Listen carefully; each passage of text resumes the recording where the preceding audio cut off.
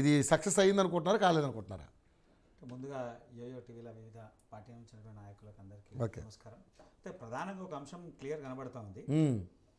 పూర్తిగా రెండు పార్టీలు, గతంలో ఉన్నటువంటి ప్రభుత్వం, ఇప్పుడు ఉన్నటువంటి ప్రభుత్వం ప్రజల్ని మోసం చేయడానికి ఒక కొత్త ట్రిక్ దెవలాడుకున్నారు తప్ప ఇంకెక్కడ చేసినటువంటి దాఖలాలు లేవు. ఇప్పుడు ఈయన కూడా మాట్లాడినా, రేవంత్ రెడ్డి గారు ఫస్ట్ వీరు అన్నట్టు రుణమాఫీ అన్నప్పుడు అందరికి ఇస్తాడు, అందులో వీళ్ళకి వాళ్ళకి వీళ్ళకి అన్నాను. ఇంకొక చిన్న అందరికీ రుణమాఫీ ఇందులో ఒక చిన్న లాజిక్ పెట్టండి. ఎవరైనా రైతు రుణం తీసుకున్న తర్వాత ఆయన కట్టలేని పరిస్థితి ఉండి వడ్డీల మీద వడ్డీలు పడుతుంటే బ్యాంక్ కోడ్ వచ్చి నువ్వు వడ్డీలు కడుతున్నావు, దీన్ని ఎట్లా చేయాలి అని అంటే రీషెడ్యూల్ చేసాడు. అంటే ఏంది, ఆ ఉన్న ఇంట్రెస్ట్ని కలిపి రీషెడ్యూల్ చేసి నీది ₹1,00,000 ఉన్నది, ఇవో ₹2,50,000 అన్నాడు. వీళ్ళు ఏమంటారు, రీషెడ్యూల్ చేసినందుకు మేము ఇయ్యం. అరే ఆడు మొత్తం అప్పులపాలు అయిపోయా రీషెడ్యూల్ చేసుకున్నాడు. ఆడ పరిస్థితి బాగలేకనే, ఎందుకంటే రోడ్డు మీదకి వచ్చిండు, కట్టలేని బతుకు అని అవుతుందనే రీషెడ్యూల్ చేసుకుండు. ఇప్పుడు ఏమంటది కాంగ్రెస్ పార్టీ, రీషెడ్యూల్ చేసుకున్నానికి మేము ఇయ్యము. అరే ఇదేంది ఇది, అసలైన బాధితుడు వాడు కదా. ఇప్పుడు జనరల్గా అందరికన్నా ఎక్కువ ఇబ్బంది పడుతున్నాడు వాడు. ఎందుకు, కట్టలేని పరిస్థితులు ఉన్నాడు కాబట్టి. నెల వారి వడ్డీలు కట్టకనే వాడు ఇబ్బంది పడుతుంటే వాడిని రీషెడ్యూల్ చేసినానికి నేను లోన్ ఇవ్వమనంటే అంతకన్నా దౌర్భాగ్యం ఏముందిగా, అది దరిద్రం. ఇంకొకటి ఇన్కమ్ ట్యాక్స్ అంటున్నారు. ఈ ట్యాక్స్ విషయంలో కూడా ఒక చిన్న, అందరికీ తెలిసిన వాస్తవం, ఇప్పుడు టీవీల నుంచి ఎంతోమంది ప్రేక్షకులు చూస్తున్న ఒక చిన్న సవరణ, అది మనం కూడా ఎక్స్పీరియన్స్ చేసినాం. మనం ఏదైనా లోన్ పెట్టినప్పుడు మనకు ఆదాయం లేకపోయినా మనం ఏమంటాడు, బ్యాంకరు లేదా ఎగ్జిక్యూటివ్ బ్యాంక్ వాళ్ళు ఎవరో ఎంప్లాయీ మాట్లాడినప్పుడు మనకు ఆదాయం ఉన్నట్టు ఇంత గట్టి చూపి అని అంటే మనం 5,000, 10,000, 20,000 ఆదాయం ఉన్నట్టు చూపించి ట్యాక్స్ కడతాం. వీళ్ళు ఏమంటారు, ట్యాక్స్ కడితే ఇయ్యం. అరే రైతు పిల్లగాడు చదువుకోవద్దా, రైతు పిల్లగానికి జాబ్ వద్దా, వానికి పర్సనల్ లోన్ అవసరం లేదా, వానికి కార్ అవసరం లేదా, వాడు ఇన్కమ్ ట్యాక్స్ కట్టొద్దా, వాడు ఏం చేయొద్దా? అరే బ్యాంక్ కోడ్ రుణం ఇవ్వడానికి వాడేదో ఇన్కమ్ ట్యాక్స్ కట్టి ఏదో మార్గంలో డబ్బులు తీసుకుంటే అది కూడా ఇవ్వనని ఇలా చేతులు లేపేసారు. అంటే ఇలా ఏం కావాలి పరిస్థితి, నిజంగా ఇబ్బంది పడుతున్నానికి వస్తలేదు, అనవసరమైనకి ఆల్రెడీ ఉన్నోడు లేదా బ్యాంకులు ఉన్నోళ్ళు, అది కూడా ఇంకా క్లారిటీ లేదు. మళ్ళీ రుణమాఫీ అన్నప్పుడు ఈయన బ్యాంకుకి ఇస్తాడా లేకుండా రైతుల ఖాతాలకు వేస్తాడా, ఈడొక లాజిక్. మళ్ళీ రైతుల ఖాతాకి ఇస్తాడా బ్యాంకులకు వేస్తాడా అనేది చాలా అసలు మిలియనర్ క్వశ్చన్. దాని మీద ఇంకెవరికి ఆన్సర్ లేదు. అయితే అది ఇంకా విచిత్రమైనటువంటి, అది ఒక విచిత్రమైన ధారణ. బ్యాంక్ కోడ్ వచ్చినప్పుడు నాకు రాలేదని అంటాడు, వచ్చిందంటాడు. బ్యాంక్ కోడ్ ఏమంటాడు, నాకు 19 లక్షలది మాత్రమే నాకు వచ్చింది, మొత్తం అందరు బాకీలు 28 లక్షలు ఉన్నాయి బ్యాంక్ కోడ్, లేదా 4 కోట్లు వస్తే మాకు కోటే వచ్చింది అంటాడు. అంటే ఎవరు చేస్తాడు, వాడు ఎట్లా చేస్తాడు అనేది ఇది మిలియన్ క్వశ్చన్. మరి అది ఎట్లా జరుగుతుందో రేపు ఎల్లుండో చూడాలి. ఇంకో బ్రహ్మాండమైనటువంటి విషయం ఏంటంటే, గత ప్రభుత్వం రైతులకు రుణమాఫీయో లేదా రైతుకు రుణబంద్ ఇవ్వడానికి వాళ్ళు చేసిన ప్రయాసాలలో ఏం చేశారంటే, డబ్బు లేనప్పుడు భూమిని అమ్ముకున్నారు. అంటే వేలం పాటాడు. మన కోకపేట మనమే చూసినాం, ₹1,00,00,000 100 కోట్లకు పోయింది, 100 కోట్లకు 1 ఎకరం పోయింది. ఎట్లా సరే అవన్నీ ప్రభుత్వ సొమ్ము అమ్మి పేదవాళ్ళకి ఇచ్చినాము, రైతులకు ఇచ్చినాము, సంక్షేమ పథకాలు అన్నారు, సంతోషం. ఆ పార్టీ ఆడికని నమ్మింది. వీళ్ళు ఇంకా విచిత్రం, ప్రభుత్వం సొమ్ము గిరిపెట్టేసారు, కుదబెట్టేసారు భూమి. అరే అమ్మడం మరొక లెక్క అయితే ఇక్కడ కుదబెట్టి వడ్డీలు కట్టాలి.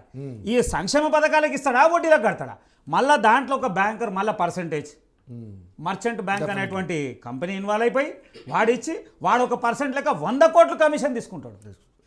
నా దగ్గర వీళ్ళు ఇప్పుడు టార్గెట్ 4,000 ఎకరాల భూమిని, 400 ఎకరాల భూమి, 4,000 కాదు 400 ఎకరాల భూమిని 10,000 కోట్లు టార్గెట్గా భూముల్ని తాకట్టు పెట్టిన పరిస్థితి. ముఖ్యమంత్రి స్థాయిలో ఉండి ఆయన ఏం చేయాలి, వనరులు సేకరించాలి, లేదా కేంద్రం నుంచి మాట్లాడాలి, ఏ రకంగా మనం వస్తాయనాలి, ఇన్ఫ్రాస్ట్రక్చర్ ఎట్లా డెవలప్ అవుతుంది, ఆర్థిక వనరులు ఎట్లా బాగుపడతాయి అనేటువంటి ఆలోచన చేయాలి. కానీ అప్పు మీద అప్పు తెచ్చి అక్కడ వడ్డీ కట్టాలి, ఇక్కడ వడ్డీ కట్టాలి. అసలు ఏంది లక్ష్యము అసలు అర్థం కాదు. ఇంకొకటి ఈరోజు పొద్దున్నే పేపర్లో చూసిన, అంటే కొంత మనం రాజకీయంగా కొంత ఉన్నాం కాబట్టి పేపర్లు చూసే అలవాటు, సరే ఎంత సోషల్ మీడియాని ఈరోజు పేపర్లలో చారణ కోడికి బారణ మసాలా అనే మనం విన్నాం. ఇవాళ అన్ని పేపర్లల్లా, తెలుగు 5 పేపర్లల్లా, ఇంగ్లీష్ 3 పేపర్లల్లా, హిందీ 2 పేపర్లల్లా ఫ్రంట్ లైన్లో రుణమాఫీ గురించి భయంకరమైన యాడ్. అంటే ఈ కోట్ల రూపాయల సొమ్ము, ఇక్కడ మనం ఎగ్జాంపుల్ చూస్తూనే ఉన్నాం, కోట్ల రూపాయల సొమ్ము ఎందుకు ప్రజాధనాన్ని దుర్వినియోగం చేస్తుంది, ఎందుకు అసలు? ఒక్కొక్క పార్టీ ఒక్కొక్కటి అంటే నేనేమంటున్నా అంటే, ఒక్కొక్క దగ్గర ప్రభుత్వము చేయాల్సిన పని పోయి అనవసరమైనటువంటి ఖర్చులు. ఇవాళ ఒక్కరోజు కల పేపర్లకే కోట్లాది రూపాయలు ఖర్చు పెట్టారు. అంటే అంటే వాళ్ళ మంచి వాళ్ళు చేస్తున్న మంచి పనిని 10 అవును మంది సార్, చెప్తున్నారు నేను సార్. ఏమంటారు రవి తప్పు గారు, ఉంది దాంట్లో. నేనేమంటారు చేయమనండి, తప్పలేదు. ఆల్రెడీ ఇప్పుడు ఎలక్షన్స్ ఉన్నాయా, దానికి కూడా అవసరం లేదు కదా, ప్రచారం అవసరం లేదు. నువ్వు ఇచ్చినవంటే ప్రజలే ఆదరిస్తారు కదా. మీకు నాయకులు పోయి పాలాభిషేకాలు చేస్తూనే ఉన్నారు, పాలకులు దండలు వేస్తారు, అవి ఇవి చేస్తూ ఉంటారు, ప్రజల్లో మంచి సింపతి వస్తుంది కదా. మళ్ళీ ఈ కోట్ల రూపాయల నిధులు ఎందుకు దుర్వినియోగం చేయాలి? అరే ఇదే కదా చారణ కోడికి బారణ మసాలా. ఒకవేళ ఇవ్వకపోయినా 10, 20, 30 కోట్లు కొంత రైతులకు అంటే ఉపయోగపడుతున్నాయి. వాళ్ళ ఉద్దేశం ఏంటంటే 31,000 కోట్ల రూపాయలు రుణమాఫీ కింద వాళ్ళు ఖర్చు పెడుతున్నారు కాబట్టి ఇది దేశంలో పెద్ద చర్చ కావాలి. అరే అట్లేముండదు, జాతీయ స్థాయిలో ఇది ఒక పెద్ద రైతులు మాట్లాడుకుంటారు, దీని గురించి మాట్లాడుకోవాలి. తప్పేముంది దాంట్లో? వినండి రవి, కేసీఆర్ అయితే తమిళ మలయాళంలా ఇప్పుడు మహారాష్ట్రలో మనం వాళ్ళని చూసి నేర్చుకొని మెరుగైనటువంటి సమాజాన్ని తీసుకొని వస్తామా, వాళ్ళ దారిలోకే పోతామా? నేనేం చేయలేదు. నువ్వు పక్కన గురించి మాట్లాడాల్సిన అవసరం లేదు. గత ప్రభుత్వం నిర్లక్ష్యం వల్లనే వీళ్ళకి అవకాశం ఇచ్చింది. గత ప్రభుత్వం చేసినటువంటి నిర్లక్ష్యం వల్లనే ఇలా కాంగ్రెస్కి అవకాశం ఇచ్చింది. నువ్వు చెయ్యి, పని చేసుకుంటావో కూడా కాకుండా ఒకరి మీద ఒకరికి రాళ్ళేసుడే సరిపోయింది. రే ఇలా అవసరమైన టైంలో నిధులు ఇయ్యరు, రైతులకు చేయాల్సినటువంటి టైంలో చేయరు, ఇలా మాట్లాడతారు. మళ్ళీ అది బ్యాంకర్కి ఇచ్చారంటే ఇంకా దౌర్భాగ్యం. నాకైతే అది అర్థం కాలేదు. సరే అది ఎట్లయితుంది ఏమైతే సరే దాని మీద ఏం జరుగుతుందేమో కానీ సంపదని సృష్టించండు, వీళ్ళు ఉన్న సంపదని మొత్తం అమ్ముతున్నారు. ఆయన ఏం సృష్టించలేదండి. మహారాష్ట్ర రైతులకి డబ్బులు ఈడ రైతులు చేస్తుంటే మహారాష్ట్ర రైతులకు డబ్బులు పంచి పెట్టాల్సిన అవసరం లేదు సార్. ఇక్కడ రైతులు ఎండగట్టి 3.5 కోట్ల ధాన్యం పండేటట్టు తయారు చేసిన ఘనత కేసీఆర్ గారు. ఇంట్లో ఉన్న చక్క పెట్టుకోలేదు పక్క మన దగ్గరే ఉన్నది సార్. ఖచ్చితంగా అన్ని రకాలుగా ఈ దేశంలో తెలంగాణ నెంబర్ 1 గా చూపెట్టే ఒక ప్రయత్నం చేశాము. అన్న మీ దొర గురించి మాట్లాడితే పెద్ద చరిత్రనే. చరిత్ర అవసరమే లేదు. గురించి మాట్లాడదాం. మీరు అడిగిన పాయింట్ ఒకటి అడుగుదాం, రాజకీయ విశ్లేషణ అడుగుదాం సార్. పశుపతి గారు, నిజంగానే బీజేపీ నాయకులు అన్నట్టుగాను నిజంగానే మరి ఈ రైతు రుణమాఫీ అనే అంశం ఆ వేసిన ఏదైతే అమౌంట్ ఉందో ఆ ₹1,00,000 ఏదైతే ఒక రైతుకి నిజంగానే అది వాళ్ళ ఖాతాలో పడ్డదా, బ్యాంకర్స్ ఖాతాలో పడ్డదా? ఇది నిజంగా నాకు క్వశ్చన్ రేజ్ చేసిండు ఆయన.